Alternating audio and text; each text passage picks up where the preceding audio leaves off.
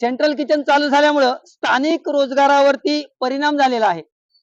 ज्या शाळेमध्ये, ज्या आदिवासी वसतिगृहामध्ये सेंट्रल किचन चालू झालेलं आहे त्या ठिकाणी असणाऱ्या लोकांचा रोजगार बुडालेला आहे।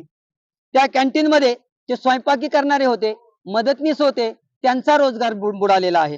त्याचप्रमाणे स्थानिक अर्थव्यवस्थेवरती परिणाम झालेला आहे। शाळेमध्ये स्थानिक अर्थव्यवस्था म्हणजे काय, तर त्या ठिकाणी जर अन्न शिजवलं जात असेल, पाली भाज्या केल्या जात असतील, तर स्थानिकांकडून त्या ठिकाणावरून अन्न पदार्थ खरेदी केले जात होते। उदाहरणार्थ भाजी असेल, भाजीपाला असेल, धान्य असेल, हे खरेदी केले जात होतं। ते खरेदी करणं बंद झाल्यामुळं स्थानिक रोजगारावरती परिणाम झालेला आहे।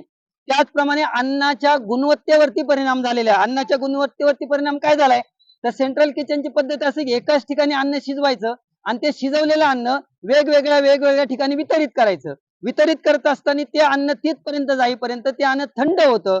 परिणामी त्या अन्नामधले जे पोषक घटक आहेत ते घटक कमी होतात आणि कमी झाल्यामुळं विद्यार्थ्यांचं जे सर्वांगीण विकास आहे तो सर्वांगीण विकास, शारीरिक विकास विद्यार्थ्यांचा चांगल्या प्रकारे होत नाही।